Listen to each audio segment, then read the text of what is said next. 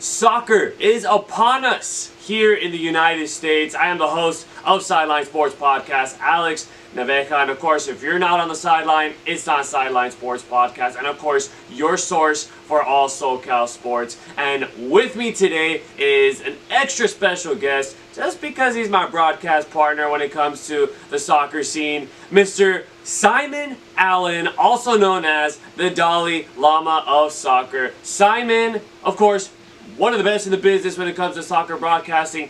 How are you doing this afternoon? And it's an absolute pleasure to have you on this show. Thank you, Alex. Thank you. Thank you for having me on your show. I want to say hello to all the Sideline Sports nuts out there who are sports crazy, and they know what they're doing because they're listening to you at every show.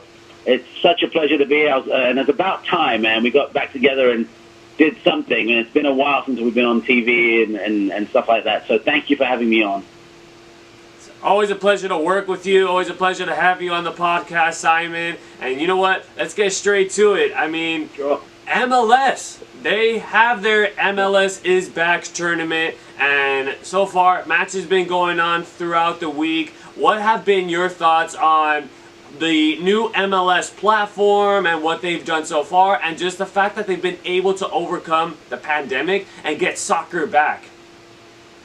Listen, I'm a big Major League Soccer fan, so you got to go back to 1996, and I fell in love with it on the first day that I went to a match, and this was going to be very difficult. This year was going to be very difficult with COVID-19. Absolutely, sort of putting everyone on their butt, so to speak, when it comes to soccer.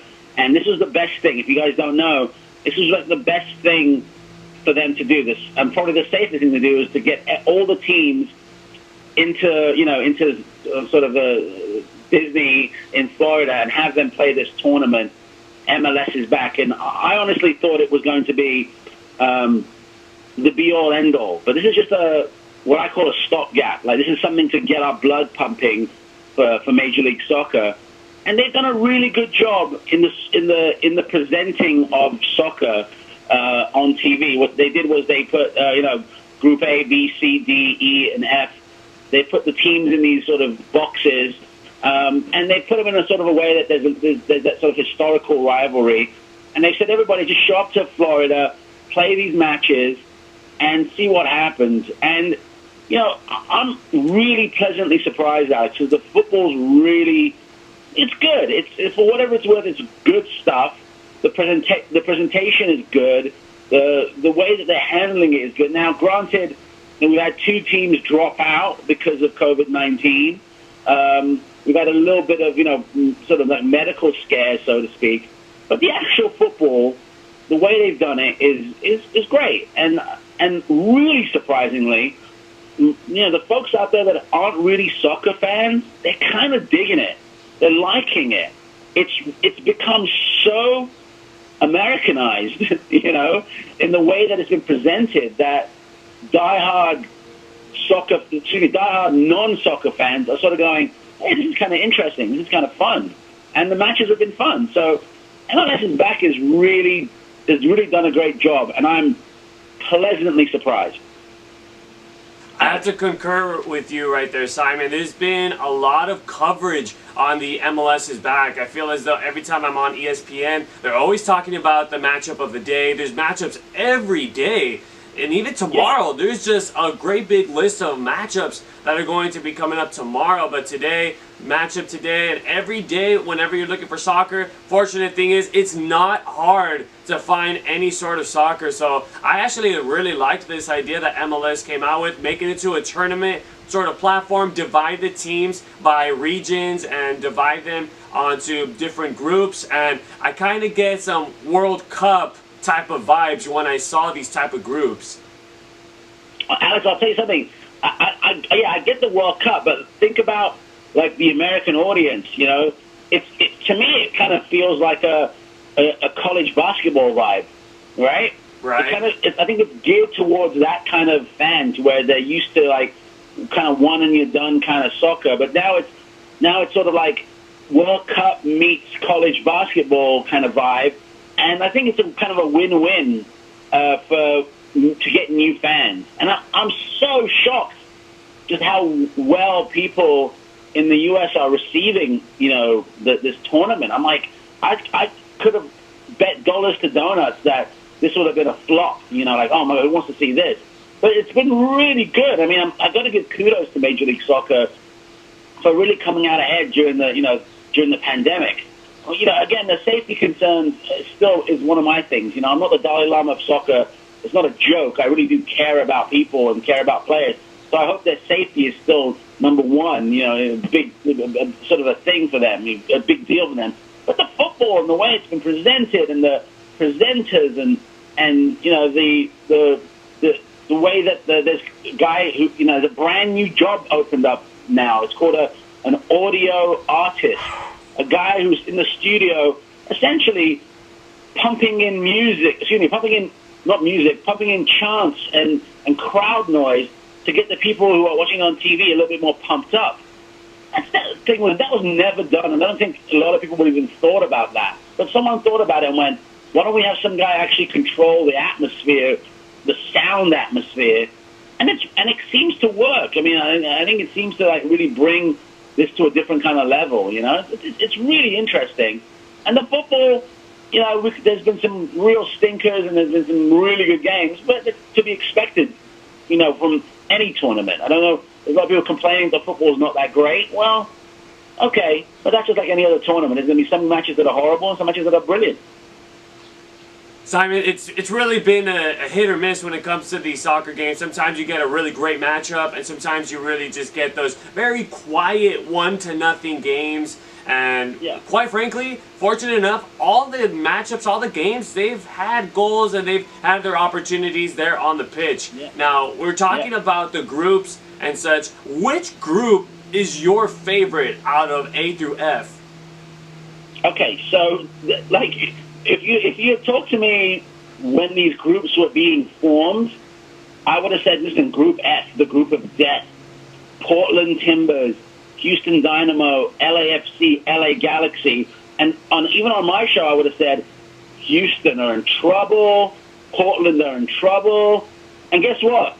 Again, totally wrong on that one. Now, on the flip side, I would have said if I was going to watch certain groups, right, I would have watched Group A, right, because Group A has Miami, Inter Miami, right? Inter Miami is David Beckham's team, and this is the first year they're literally playing as a franchise. And this would, to me, I wanted to see how well this team does against a team like Orlando and New York City FC. The only thing I got right about, from day one till now, is that I said that and I still say, I think Philadelphia Union could probably get to the final of this tournament and win it, right? And they're in Group A, and they're doing very, very well in Group A. And I think that they've actually already clinched a spot in the round of 16. Jim Curtin, who I've had, sort of up and down sort of opinions about him as a manager, he's doing real well. He's done a really good job with the Philadelphia Union when it comes to U.S. Open Cup, which is a knockout tournament it's a knockout tournament.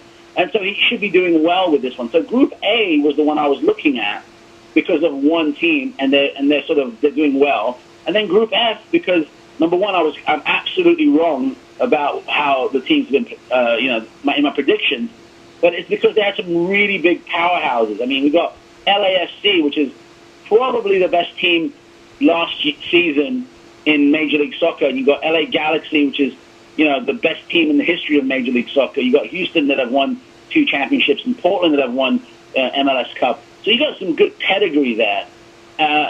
So if it's my choice, if you have to watch a certain group, if you're going to be a fan of a group, Group A and Group F, but there's certain teams in the middle in Group B and C and D and E that I would also watch too. It's just so interesting. Group C, for example, New England Revolution, who've been around since 1996, Alex. For the first time ever in the history of the franchise, they fielded 3 designated players at the same time. So stuff like that is just sort of gets me going. If you're kind of a stat kind of guy, it's amazing what this particular tournament is bringing out. But what do you think, Alex? What's tickled your fancy in this tournament? Simon, Group F has me sold right now. I mean, just based off of the teams that are on that group, and just based off of the scores that I've already seen and the soccer that I've seen, it's been ridiculously good. I mean, it's the Dynamo that are taking care of that group right now. They're at the top right now, and they just absolutely went behemoth against LAFC. Highest scoring game, 6 goals against LAFC. 3-3 resulted in a 3-3 draw when LAFC and the Houston Dynamo played. And just that's the type of soccer that you like. You just like seeing goals left and right. And it was the Dynamo going into the locker rooms the first half with the lead. It was 2-1. And then you see LAFC second half really put it into 6th gear. And then they tie it up. And then they leave it at a draw on the pitch. So what a game that it really was against those two. And then you look at Chicharito, he missed his penalty shot, but then ends up still redeeming himself and avoiding a shutout against the Timbers. So it's just been excellent soccer in Group F. So you know what? Group to watch, definitely Group F if you have to choose one. And you know what? It's been so exciting. Absolutely exciting. Tab Ramos is like, I can't really give him as much praise as I've been doing lately. He is literally the best coach in the U.S. right now. And again, an American coach in the U.S. right now. And this is the first time he's been handed an MLS club of his own, so to speak. And it just happened to be the Houston Dynamo, and they've had a really good tournament. You look at someone like Thierry Henry, who I thought would be doing a lot better at Montreal, but he's literally, again, a first-time coach. And then you look at the coaches, again, Portland, with Savarese. Again, an American coach, played in Major League Soccer doing so well. But again, it's these managers that we got to look at, how they control the team rotation, the player, how the player selection. It's all going to come to effect more in this tournament than it would have in a long season that that I really think that it's probably not going to happen. I think MLS is back. I hate to say it, is probably going to be the one thing that MLS does. There's not going to be. I hope I don't say it. I hope it doesn't come true. But if MLS is back is the only thing, then MLS is back tournament is MLS Cup. So this could be the only kind of chance a lot of these guys will have to win a trophy this season. So it's really fun. If you're not a soccer fan per se, I really think you should give it a shot. And there is no right or wrong way to choose a team. Like, if you're not a soccer fan, pick the coolest logo, or badge from a team and just watch them for a couple of matches. I'm pretty sure you'll be hooked, Alex. So there you have it. MLS is back with the MLS is Back tournament. A lot of great groups, a lot of great matchups. But we're going to go ahead and step aside. But when we come back, we're going to talk a little bit about LA's locals and LAFC and the Galaxy. And with the El Tráfico matchup coming up this weekend with your special guest, Simon Allen, the Dalai Lama of Soccer, breaking it down here. Where if you're not on the sideline, it's not Sideline Sports Podcast, the source for your SoCal sports. We'll be right back after this. Hi, my name is Jennifer Munoz, and I play for the Guatemala women's national team, and you're here watching Sideline Sports Podcast.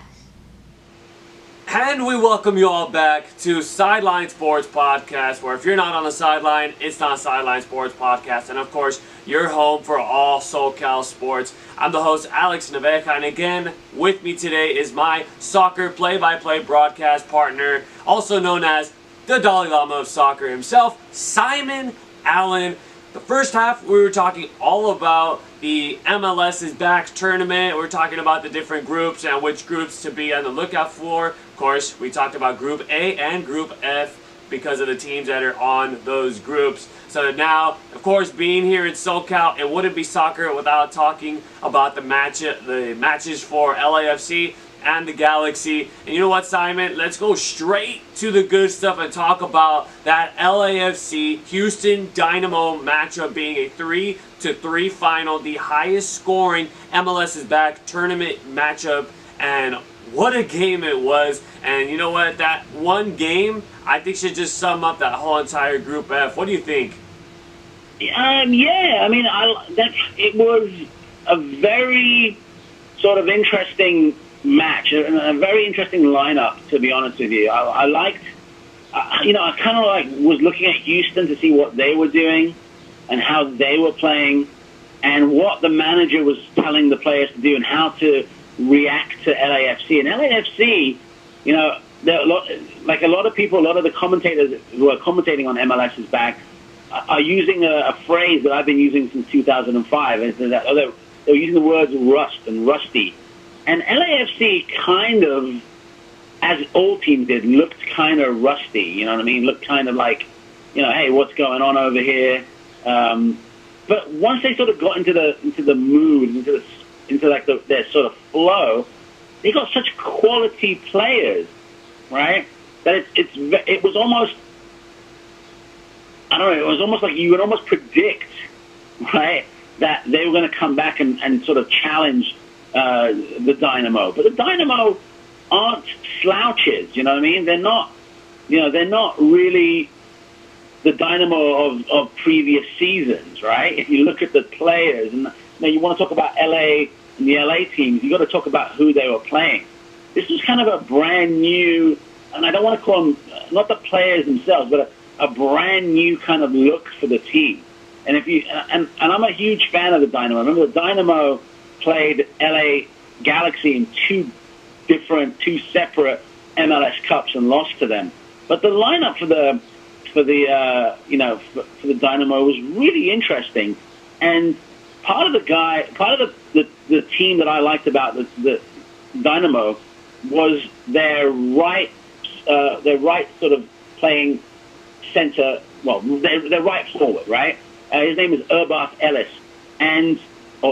sorry, no, I'm pronouncing it wrong. And he did a really good job. He was like the guy that was always attacking, always penetrating the LAFC sort of midfield and defense. And so that was very hard for guys like Kay and Palacios and Segura to sort of counter that. But it took him about one half to figure out what was going on. On the LAFC side, it was, I got to tell you, it was all, for me, and again, you'll know why when you hear my accent, it was all about Bradley Wright Phillips. Bradley Wright Phillips, who's had a great time at New York Red Bull. First game for LAFC, and he scores a goal as the center forward. And he poached a goal, which is great. He had good, the guys that were helping him out, Rossi and Rodriguez, that were helping him out, did a really fantastic job. And it was a really good match. It was a really interesting match without their superstar. And it showed the quality of at least one LA team, and that's LAFC. And it was just end-to-end stuff. The only thing that was this, and Alex, you're a sports fan in general, right? Absolutely, you already know that. The only thing that was really missing from this game was a winner. If someone was a winner in the final second, like a basketball game, this would have been the match, the game, the event that would bring in 20,000 new fans to Major League Soccer. What do you think?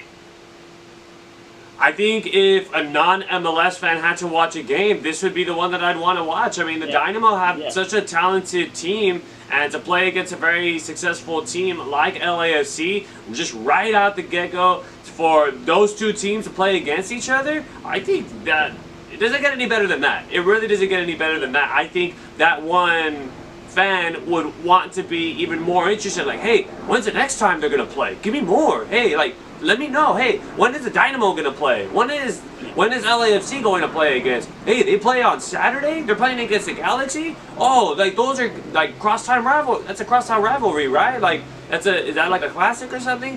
That's how I would be like if I was someone getting into MLS and I watched that. I would say, whoa, this is some pretty fantastic soccer going on between these two. These have to be like the elites in the league. So I would just be wanting more and just wanting to know, hey, I want to see more soccer coming out of this group. And I'll give you one thing about LAFC. This particular match, I think LAFC was at, let's say, again, I'm just going to make up a number because of the comparison I want to talk about.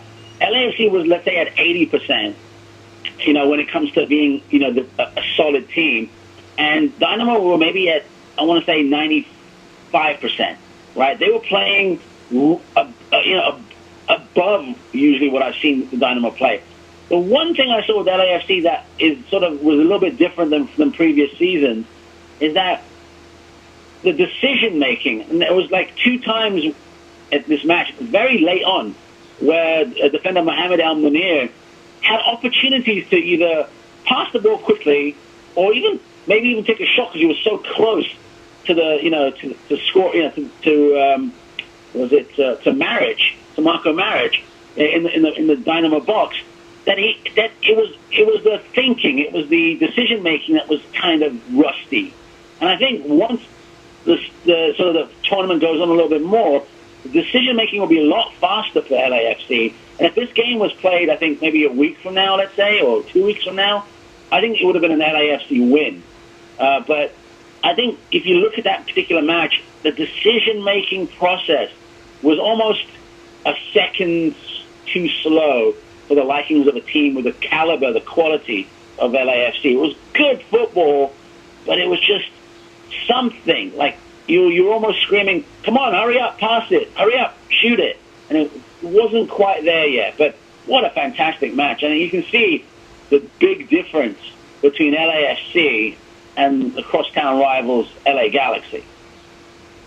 Which leads me on to the next topic that we're going to talk about that Galaxy versus Timbers matchup there, and especially that big-time penalty shot that was missed by Chicharito, but would end up redeeming himself later on to get his very first his MLS career goal, but would still fall short 2-1 against the Portland Timbers, who is currently at the top of the Group F. Yeah. Well, listen. I'm no fan of Chicharito, and a lot of folks, around me are like, well, this guy just brought in to sell jerseys, and I get it. Zlatan Ibrahimovic was brought in to sell jerseys. David Beckham was, brought in to sell jerseys, but Zlatan would have quite easily made that penalty kick. Zlatan would have scored a couple of goals, not just one. Zlatan scored on his debut. Chicharito needs a solid provider, right? Christian Pavon is not that guy. I've been very critical about LA Galaxy because I don't want them to be the Liverpool of Major League Soccer. And I say that with all due respect to the champions now. Liverpool were the kings of Europe and of England in the 80s. And in 1990, it just stopped. They stopped winning, league cups. LA Galaxy are going to end up, if they don't sort of change their ways, get better players, being the guys who won back in the day. Which is, again, it's been a long time since we've seen the LA Galaxy really, really, compete to get into to the MLS Cup final. And it comes down to player and the personnel. LA Galaxy in this particular match showed me that there's really not much hope in the midfield or in defense with these players playing. Terry Kitchen and Sasha Question, and Leggett. You need someone in there that's kind of, with all due respect, kind of world class. And it's just not these guys. Chicharito has to score, but he's also a poacher, and you saw him kind of poach a goal in the final minutes of the game. You can't have him do all the work, and he was trying to do all the work because really the midfield was struggling. Cameron Dunbar, the kid that came on, he's an LA Galaxy 2 player that's been given a promotion to the team. He did really well. He did really well for a half, and then obviously you see that he was getting worse and worse as the game was going on. And he was. I get it. It's interesting, but this is a team that I think is kind of lucky to be in this tournament. They can iron out all the wrinkles, shake all the rust off, and hope that there's an actual season coming up, because they need to do well and they need to find better players. The problem with LA Galaxy, Alex, has been the defense has been pretty shabby. Midfield has been it's been kind of got a little bit of holes in there, and that's not to take anything away from the Portland Timbers. Portland Timbers, I love to hate them, but and I hate to love them. They're a very good team. Savaresi's a very good manager. I've interviewed him a few times, talked to him a few times yesterday, and their bench was a lot better. You could see the difference. Watch when Chara comes on. It's a brand new game. Chara absolutely kind of abuses the Galaxy defenders when he comes on, and he's on the bench. And you look at the bench of the LA Galaxy, you're like, well, who are we going to do to sort of counter that? Jimmy Chara is a great player. Alex, one of the things I like about soccer is that I like players that have a little bit of imagination, that do things a little bit differently. And the LA Galaxy in this match really didn't have that.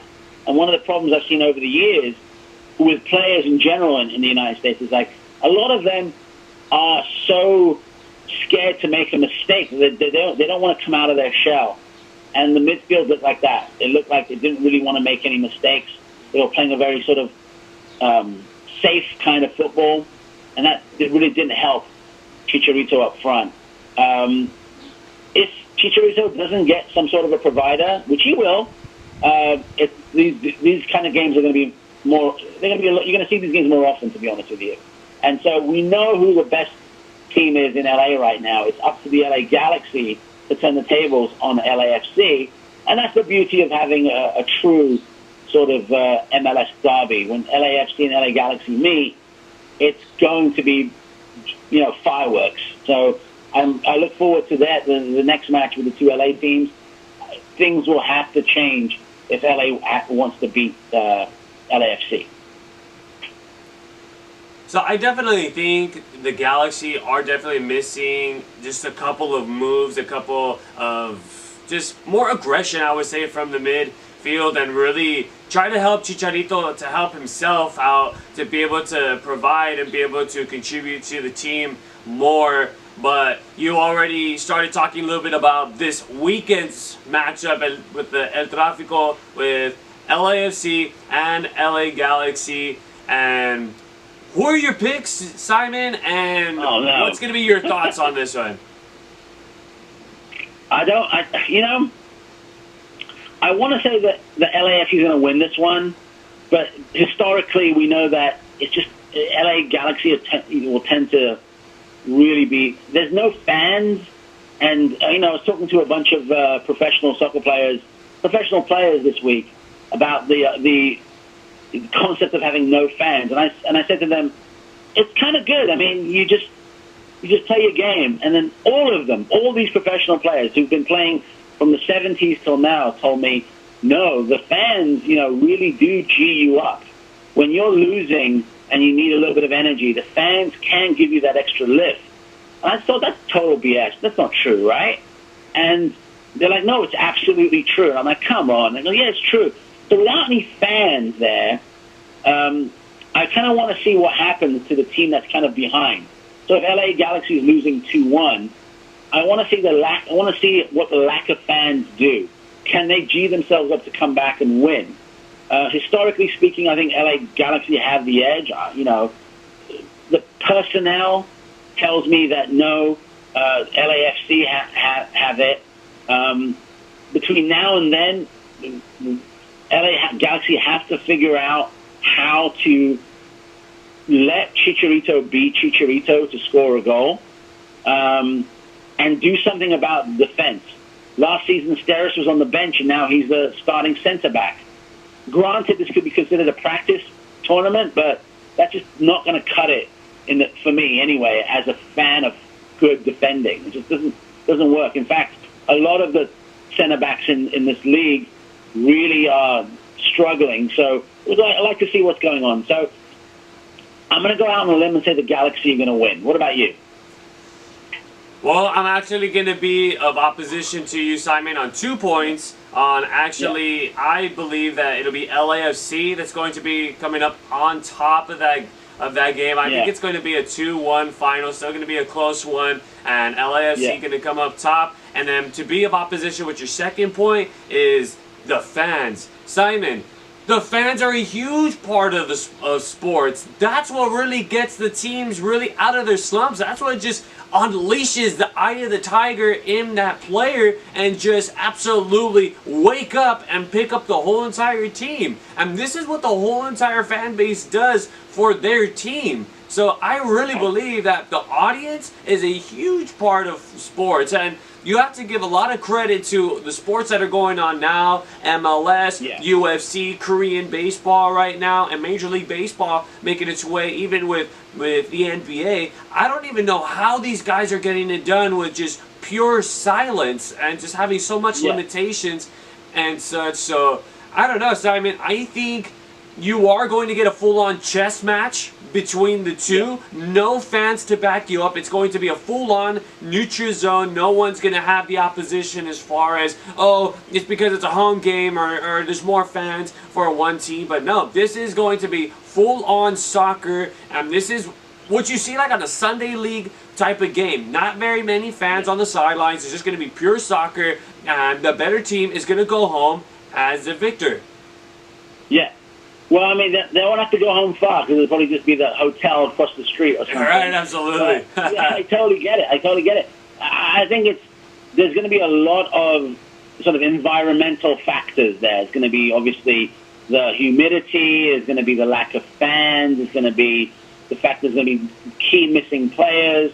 Obviously the COVID-19 is going to be how they train is going to be a factor. So there's going to be a lot of things.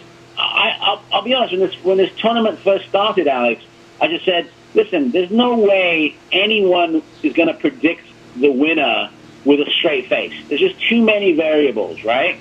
Like, if you say LAFC is going to win, I'm like, yeah, but have you accounted for, a horrible lunch that day from the hotel, which wouldn't happen in the regular season? Have you accounted for, this? It's just so many variables that are so minute or beyond the norm that it's going to be very hard to know, which is why I think a team like Philadelphia Union could win it.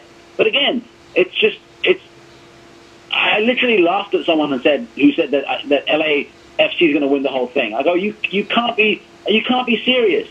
I mean, you can predict a match, but you can't think about this tournament as a normal kind of event. You have to throw everything about soccer and preparation and tournaments out the window because of what's going on. So that is the beauty, I think, of this tournament, is that, who knows? Chicago might win the whole thing, whereas a year ago I would have said Chicago probably couldn't beat a USL team. You know what I mean? Right. So, LAFC, absolutely on paper. But, I like to think that the soccer gods tend to, they're a bit mischievous, and they will do something weird, and Galaxy will win. Exactly. There you go. We'll see. I guess we should put what do you think? Should we put a taco on it for the next time whoever wins buys the other guy a taco? Hey, I'm all for it, Simon. I have a couple of really good taco places around my place, so maybe you have to make the trip down here to over here in Norwalk. No, I'm talking about the next time we do a broadcast. I'll buy. If I win, you buy me a taco. Okay. I'm all for that, Simon. All for it. So you have the Galaxy. We won't eat it on the air or mention it, but we'll definitely we'll buy each other tacos. So the listeners here and the fans here will know. Hey, we got whoever won, but. We'll do that. So a taco. That's good. There we go, Simon. Before we go ahead and close down the show, is there anything else that you want to let the fans know about your podcast or about MLS, anything in general? Yeah, listen, just do me a favor. Whenever you're done listening to everything on Sideline Sports on YouTube, head over to SimonAllenSoccer.com or the WorldwideSoccerShow.com and have a listen. You'll actually see your best commentator, Alex Nevea, actually doing an interview on site. And there's a whole bunch of interviews, and I've been doing the show since 2005. So go on there, and I'm on Patreon as well.